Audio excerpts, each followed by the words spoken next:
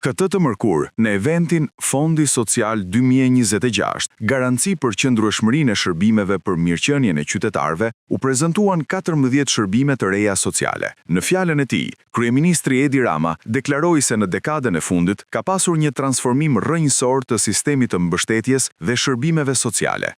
Përpjekja nisi në kushte të jetë të vështira, me një borxh të akumuluar prej 10 miliona eurosh ndaj personave me aftësi ndryshe dhe ndaj familjeve me ndihmë ekonomike. Qësia vendimtare e këtij procesi ka qenë shtrirja e shërbimeve në nivelin vendor dhe përfshirja e pushtetit vendor në mënyrë aktive.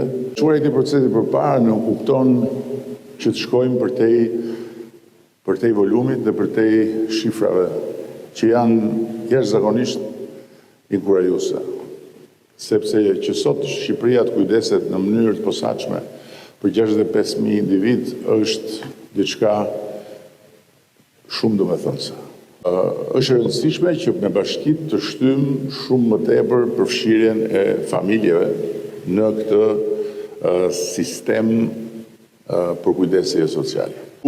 Duhen gjetur mekanizmat e financimit bashkarisht me pushtetin vendor, por në këtë pikë pushteti vendor është kyç dhe kryetarët e bashkive janë absolutisht aktorët kryesor. Ambasadori i BE-s në Shqipëri, Silvio Gonzato, deklaroi se mbështetja për projekte të kësaj natyre është shumë e madhe, sidomos në Shqipëri, krahasuar me vendet e tjera në rajon. Mirëqenia sociale është vetë forca e një kombi. Dhe kjo është një çështje e cila ka qenë në thelb të Bashkimit Evropian që prej fillimit.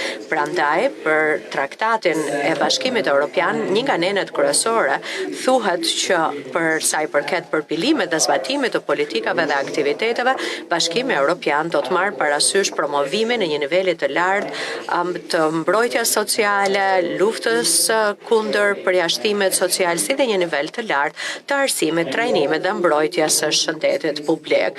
Shmë Fondi Social i Shqipërisë, që ka 7 vite që funksionon, ka gjetur dhe ka financuar më shumë se 70 shërbime dhe projekte. Bashkimi Evropian ka qenë partner i Fondit Social gjatë gjithë rrugtimit të tij dhe pa u përqendruar shumë tek shifrat, më lejoni të theksoj një fakt, që mbështetja e Bashkimit Evropian për mbrojtjen sociale në Shqipëri është nga më të lartat në të gjithë Ballkanin Perëndimor.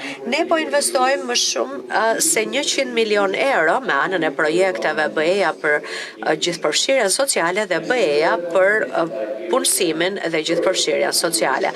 Gjithashtu, këto plotësohen gjymëtej edhe me anën e planit të rritjes të BE-s, me anë të cilës Shqipëria ka marrë 100 milion euro për të mbështetur zhvillimet e kapitalit njerëzor.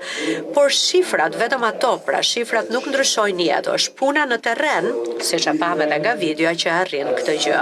E pranishme në këtë prezantim ishte edhe Ministri e Shëndetësisë dhe Mbrojtjes Sociale, Evi Sala, e cila u shpreh se këto shërbime lidhen drejt për drejt me rolin dhe përgjegjësinë e bashkive për të vijuar financimin dhe ofrimin e tyre në kohë. Gjatë vitit 2026, Fondi Social do të financojë 14 shërbime të reja për fëmijët dhe nënat në nevojë, për fëmijë dhe të rritur me aftësi ndryshe, për të moshuarit, për gra dhe vajza viktima të dhunës, si dhe për fëmijë pa kujdes prindëror.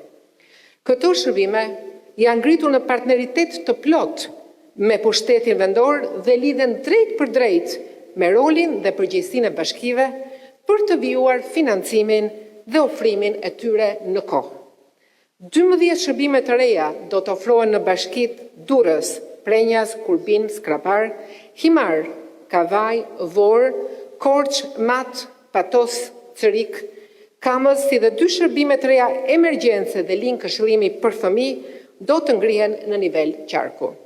Rritja me 17% e buxhetit të Fondit Social dhe paketa historike prej 300 milion eurosh e vendosur në dispozicion të programeve të përkujdesjes sociale në vitin 2026 është një provë e pakundërshtueshme e avancimit jo vetëm në kapacitete, por dhe në ambicien për të qëndruar pranë qytetarit që ka nevojë për këtë mbështetje.